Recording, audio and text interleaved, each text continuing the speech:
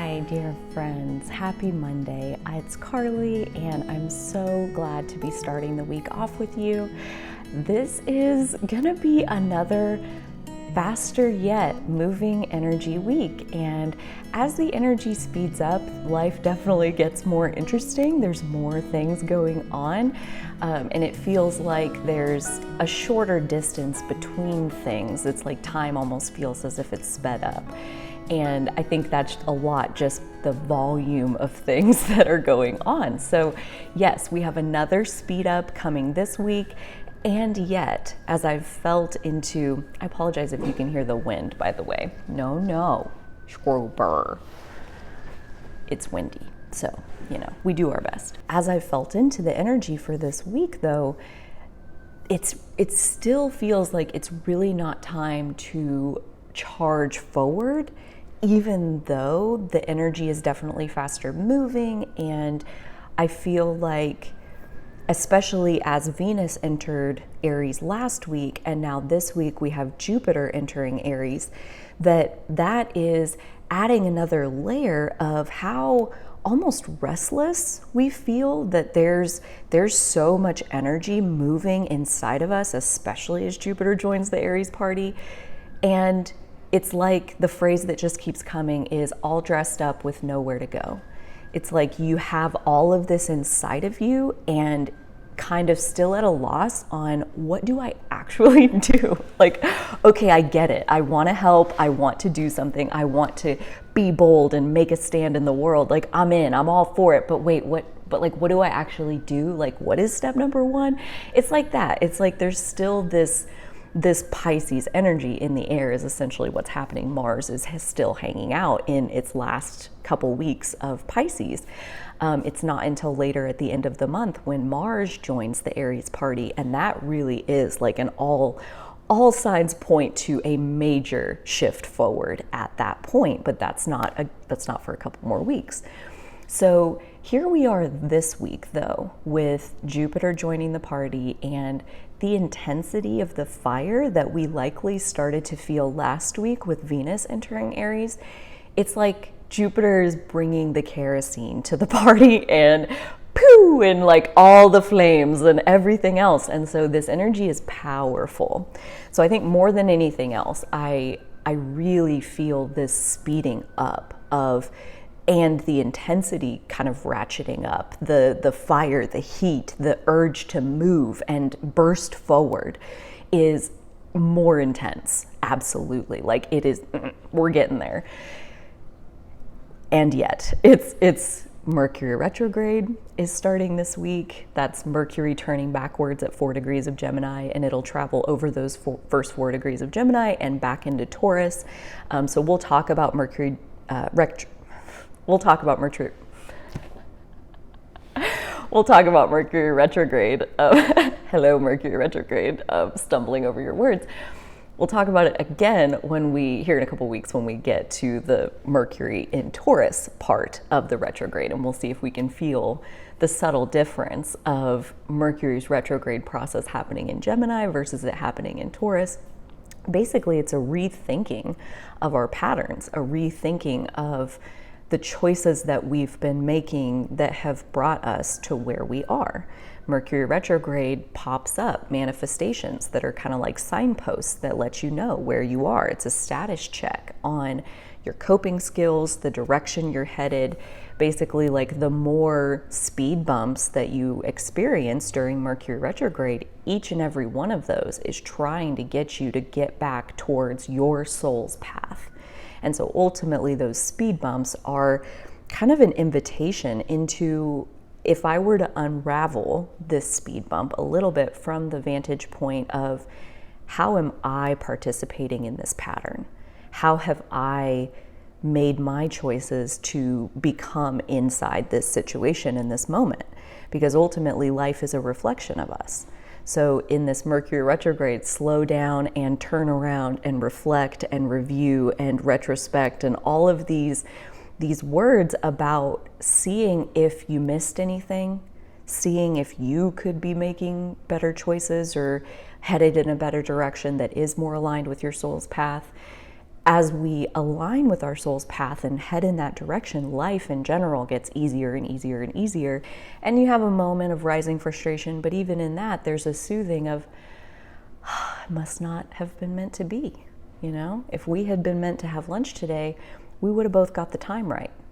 Obviously, it's not meant to be.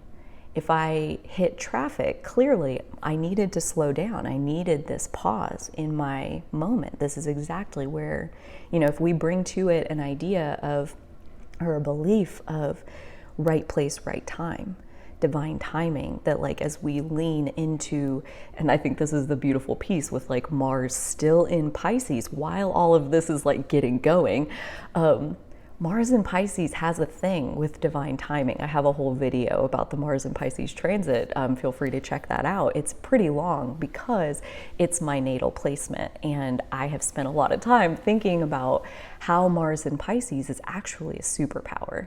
And how out of all the Mars signs, I think that there's a good chance that Mars in Pisces has the best possible chance of manifesting magic simply by being in the right place at the right time. Simply by, you know, being open and gracious to the cooperative components that are coming together in any moment and not trying to stand in the way of any of that. I mean, Pisces is notorious for taking its ego off and being open to the interconnectedness of all things. Mars rules Aries and is kind of synonymous with the ego a little bit. Like it's our warrior spirit. It's our ability to kind of jump forth in life and plant our flag in the dirt and say, this is who I am and this is what I'm going to do.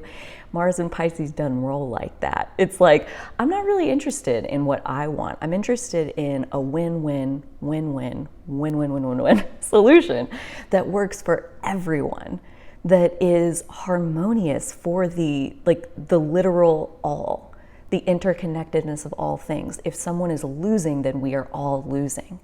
So then where is the win-win-win-win-win-win-win solution that we can find? And there's a very gracious touch with Mars in Pisces. It's basically a sleepy Mars. It's very tired. It's exerted itself as it moved all the way around the wheel for the last 2 years, and Mars is finishing its rest period as it moves through Pisces. And as we're in that rest period, we have a better vantage point on not being so quick to be reactive about asserting ourselves out into the world. Like essentially with Jupiter moving in this week and Mars being 2 weeks behind, Mars still being in Pisces, the two energies together strike me as kind of the fire getting going in the next couple weeks, that like we're stoking it and we're getting it, it's getting big. And that, you know, there's gonna be there's a necessity to channel that energy, like make sure that you're listening to that restless feeling inside of you and not just following your normal routine, like what you would always do, that it will be imperative to make sure that you're moving that energy. So like, even if you don't have an exercise routine, I wouldn't be surprised at all if there was added inspiration, like I need to go for a walk. I need to get outside. I need to like get out there where I can actually breathe and I can like, you know, move and do more physical things. Maybe you clean your whole house or do something else that's maybe out of character for you normally, but there is going to be more physical energy present inside us as we move through, you know, really the next couple months as Jupiter, Mars, Venus, we have lots of those planets moving through there. So there is a rush of this physical energy. And right now, this whole like all dressed up with nowhere to go, it can be like a really like stop start, hurry up and wait, kind of like frustrating energy. Like I want to do something, but I'm unclear on what to do. Personal sidebar, just because I think this is very much where I was yesterday, even just Venus and Aries, so far has really lit my fire. And so I'm right there with everybody else, like waiting to see what Jupiter entering Aries does. But like I said, I think it's going to be like dumping kerosene on it and we see a bigger fire. But yesterday, I shared in the Friday live stream at the very beginning my emotional tidal wave. So I'm not going to rehash that, but like that's still very much ongoing. And then yesterday I watched a video that was like a documentary style video about the psychology of racism in in Jim Crow America, I think was the title. I'll put the link in the description if anybody wants to check it out. And it also very much ties in. We have this Scorpio full moon lunar eclipse coming up where we're gonna get into more of what that means. But yesterday morning, watching that documentary, it was deeply upsetting to watch, for one thing. It was very emotional to watch. It brought a lot of guck up to my surface that needed to be released and cried out. And at the end of that documentary, between that and everything else that we're witnessing in the world right now, I was full of, I have to get out of the house. I need to go for a walk. I need to get out of here. And so I go for a walk, and I walk down the road just like out here by my house. And in the first 100 steps, I mean, I had barely made it anywhere. And I see in the ditch like 20 different beer cans and soda bottles and whatever else. And I had the thought, like, I should have brought a trash bag with me so I could pick stuff up. I do that sometimes, not all, I don't go for walks very often, for one thing, but I needed to yesterday, that was for sure. And so anyways, I thought I should have brought a bag, and I was like, dang it, maybe next time. And then I was like, the house is just right there. You could just turn around and go get a bag and then just, go again. Like, are you in a hurry? Were you trying to accomplish something with this walk? And I'm like, no, I mostly just needed to move. So, okay, let me go back and get a trash bag. And I, then go back and like recover that ground and like pick all that stuff up and put it in my trash bag. And I just keep walking because I'm like full of energy. Like, I need to do something. I need to like use my hands and use my body, and I need to get this energy out. And I didn't really plan for this, obviously. Like, it occurred to me because I happened to see the things in the ditch, but it's like at a certain point of picking stuff up, I noticed my bag was like half full, and I hadn't even made it a mile down the road. And I'm like, wow, like, I think I'm just gonna walk until my bag is full. Just like pick up stuff until the bag is full. And so that's what I did. I picked up stuff until the bag was full, and then the bag was really heavy.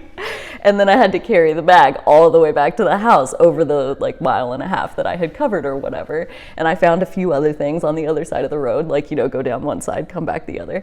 And so I was maybe gone like 30, 40 minutes doing this, and I filled up a bag, like a trash bag full of garbage out of the ditch. And like, it was exhausting, I think is the best way to put it, in like the most blissful way, because I legit felt like I am using my body and my vessel and my life force energy, which is like pounding inside of me this morning, yesterday. And that felt extremely satisfying. Not to mention, it was an awesome workout. Like, you stop every little bit and like climb down into the ditch and like bend over and like get the thing and put it in the thing and stand back up.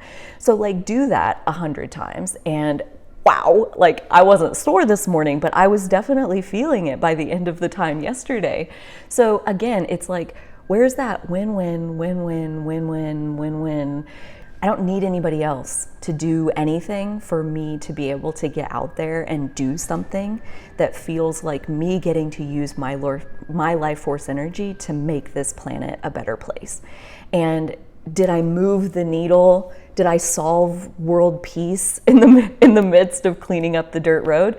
No, I didn't, but grass can grow on this planet a little bit better than it could yesterday because I got some stuff out of the way. The planet will thrive in those places that I uncovered by collecting those items. I wouldn't be surprised at all if the impulse to do something is stronger and more uncomfortable, almost unbearable, to the point where you're gonna need to find a way. You're gonna need to find an access point, This little experiment of mine cost me one trash bag and 40 minutes of my time. And it literally gave me this like soul level release of, I may not know what the bigger picture is just yet, maybe there's still pieces that are aligning into like getting woven into the tapestry, when it's time, I'll have more of an idea of like specifically in my life, like, is there something more that I should be doing? But in the meantime, I can use my two hands to do what it is that I can do right now today to make even just 1 millimeter of a positive impact in this physical world. Two reasons. Like, one, at least then we're moving in the right direction, and even more than that, at least we're not moving in the wrong direction. So the net effect is very good. If everybody was even going to take like 1 little millimeter step of like, how can you do, how could you spend 30 minutes in your two hands and do something that is accessible? You have an access point, it's free to go walk around and like fill a trash bag full of trash. So this week on May 11th, Jupiter enters Aries for the first time in 12 years to begin a new 12-year cycle. And some of the key terminology with Jupiter that really resonates with me is, number one, it's a match funder.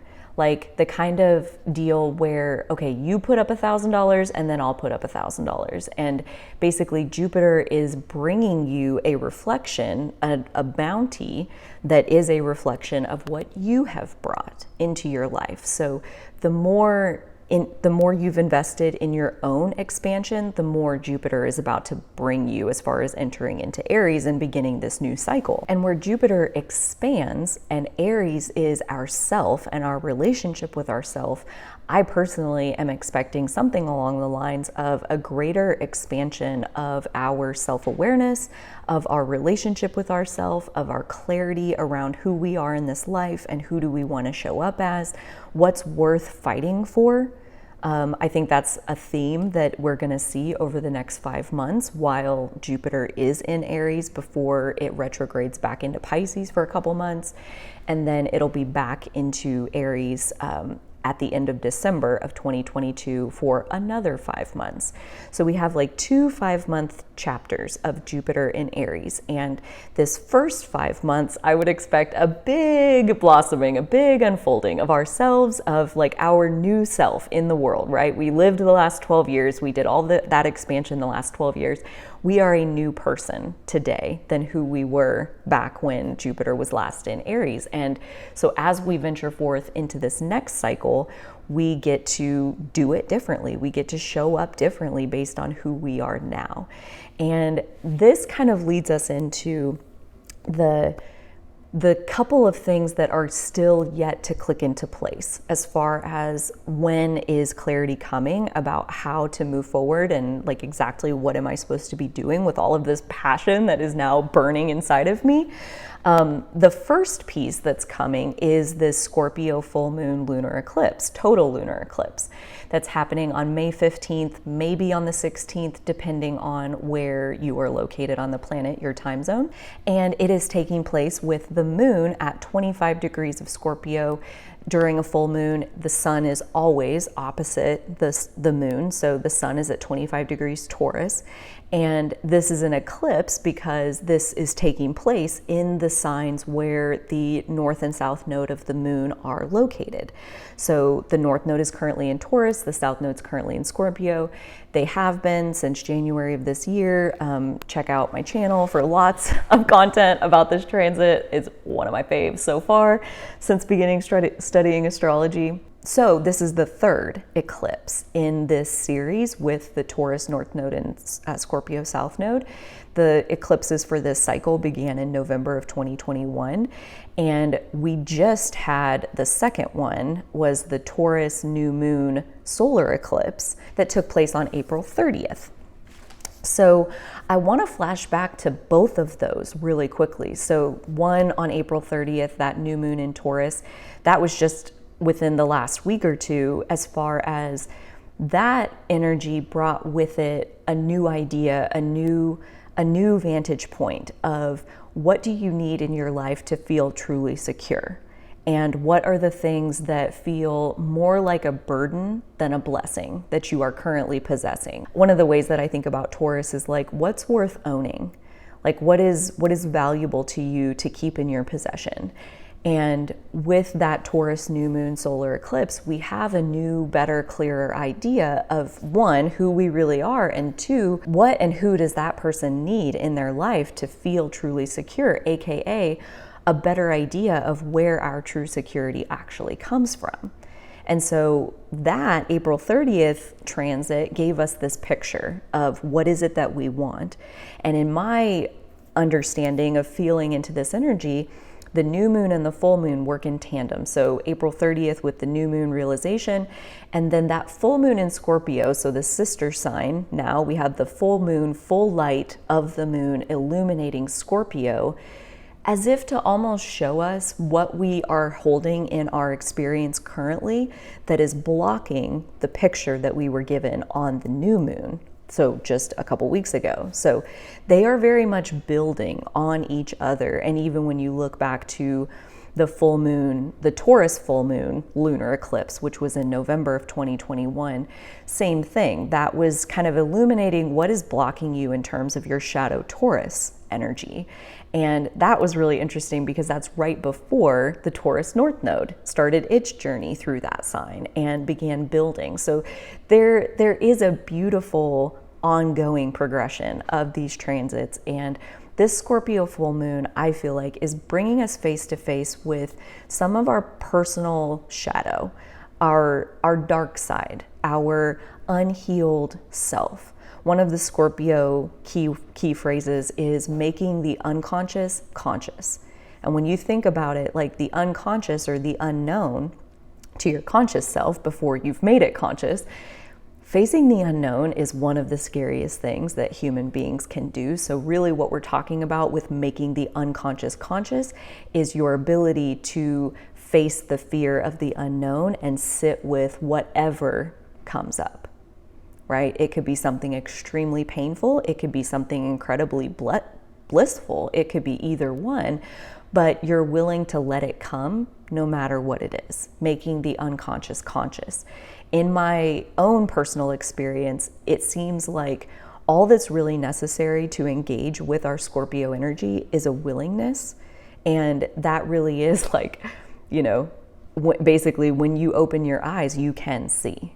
Like willingness. That's all it takes, is you wanting to know your own truth. And typically, I mean, we're humans, like we're here. That's the whole point, is to like be physical and have contrast and have shit get stuck in our shadow. Like that's kind of par for the course. So when you legit enter into a genuine wanting to know your own truth, your shadow will rise to the surface. Your deepest fears will rise to the surface. And this Scorpio full moon, it is, I think, loosening that barrier that most have in place. I mean, we all have an unconscious self. I don't think that ever goes away. That's just the way the brain is wired, is that there are things that live in the subconscious mind. Breathing, for example, like that's never going to be a conscious process. I take that back. I think there's people that have definitely proven that we can control our breathing. But anyways, I digress. The Scorpio full moon is bringing those patterns to light. Anything that we are denying our own shadow self, aka like we're pretending that we're not afraid when we are.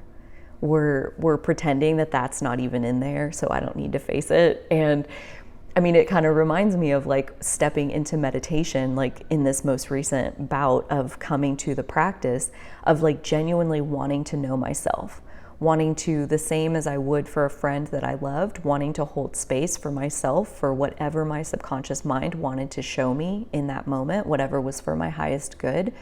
And one of the very first things that came was a deep fear that I have about basically people who don't like me taking that out on my animals and hurting my animals, or those I love most, basically, that like those I love most would be hurt because of someone's dislike of me. That is easily one of my deepest fears. And so as I sit in meditation and open myself to myself, that was the first thing that came. And it hurt, it stung, it forced me out of the meditative state. The emotional reaction was so strong, clutching my chest, crying like, why would you show me that? But that's exactly the point of, like, you know, FDR was the one that said, we have nothing to fear but fear itself. Like, if you're willing to look at your deepest fear, what you'll actually see is that surface level picture that has kept you away from exploring this, that if you can sit and, you know, really take in that initial picture and be genuinely open to yourself as far as, like, why do I need to see this right now? You know, trusting in yourself that my deeper self, my higher self, however you want to think about it, wouldn't be showing me this if it wasn't for my own highest good. So what is it from this that I'm supposed to get? And about that time, that surface level image that has been so terrifying for so long that we've stayed away from, it just dissolves and it is no more. And underneath that is what is really true about what are you actually afraid of. And not like this worst case scenario image of you jumping ahead into something that you think could happen, but what actually happened that planted that seed inside your subconscious mind. And so there's a whole nother layer that's motivating this image that you're scaring yourself with. And as you sit with that same genuine openness of, okay, so why at this time does my higher self, my deeper self want me to see this?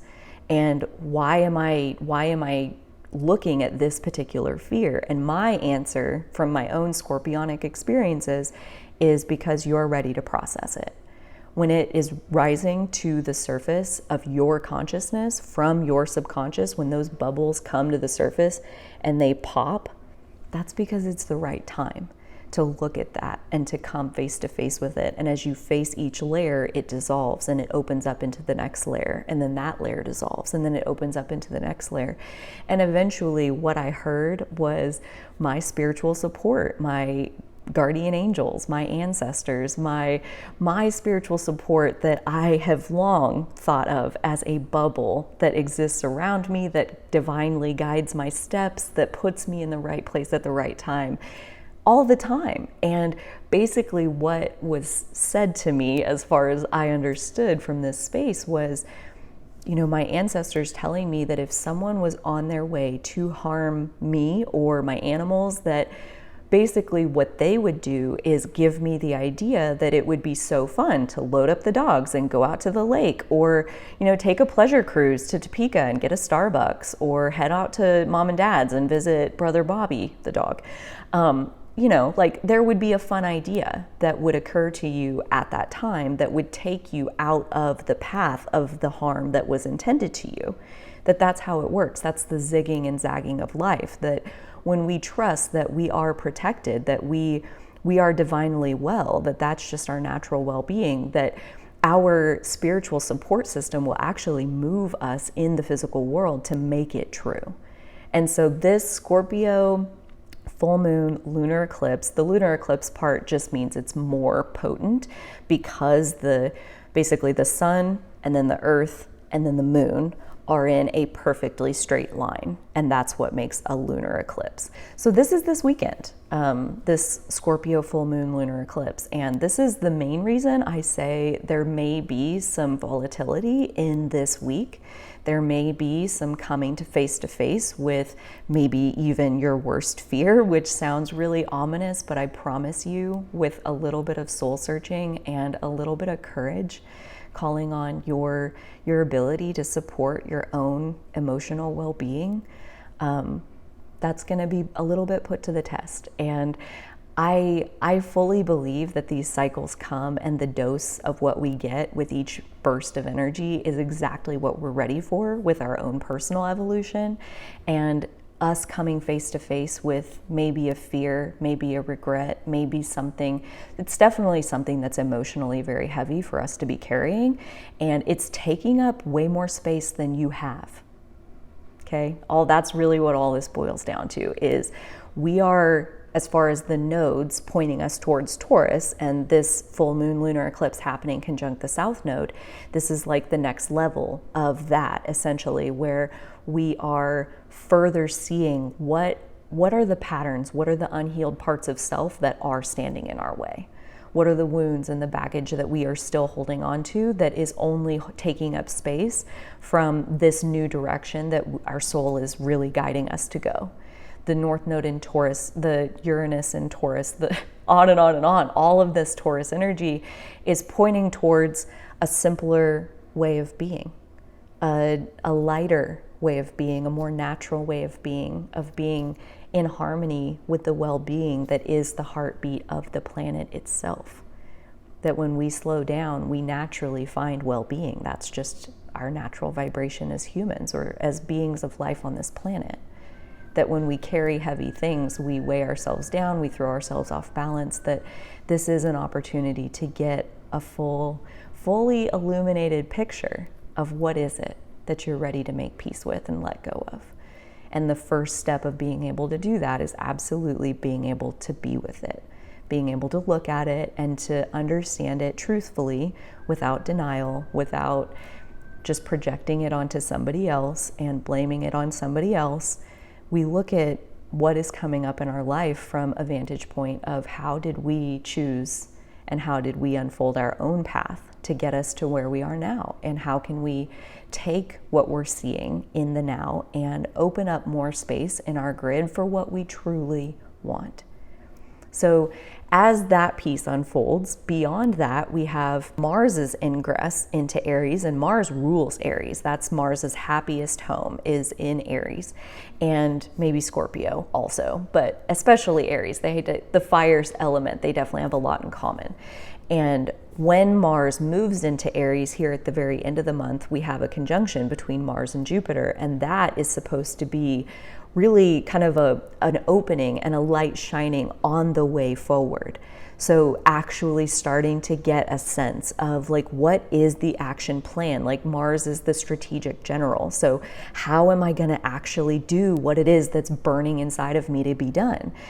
And then just a few days after that, on June 2nd, Mercury retrograde ends. So Mercury stations direct in Taurus, and we'll cover the last degrees of Taurus and move back into Gemini, and we're officially out of the Mercury retrograde shadow period once Mercury gets past 4 degrees Gemini, because that's where it turned retrograde, and that is on June 18th. So we have still another couple weeks at that point of this kind of backwards motion of Mars still in Pisces, but by the end of May, early June, we definitely have everything turning to where it is almost full speed ahead. We'll still have Pluto retrograde, some other retrogrades coming, but there is a lot of signs pointing to end of May, early June, that we will essentially be in a whole nother vantage point by that time, that like our grid will be less cluttered. We will have made peace with more and shed more out of the Scorpio end of things.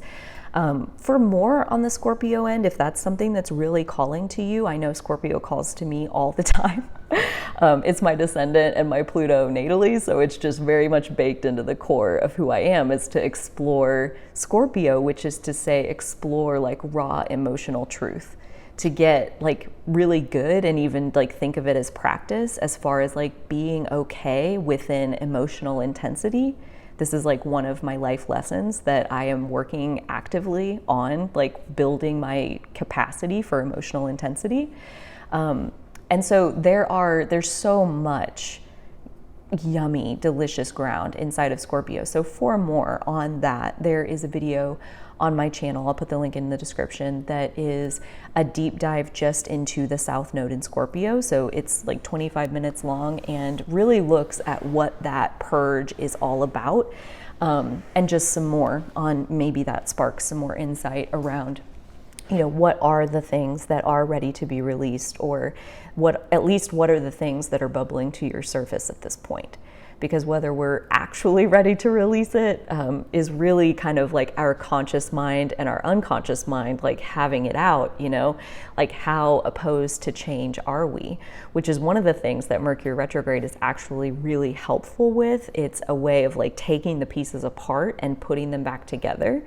So this is another reason why, okay, so this fire is getting lit inside of us at the same time as Mercury's turning retrograde. So it's like, let's dismantle the way that we were thinking about it before we had the fire, and let's put it back together now that we have the fire with that in mind. Let's think about it with the fire factored in.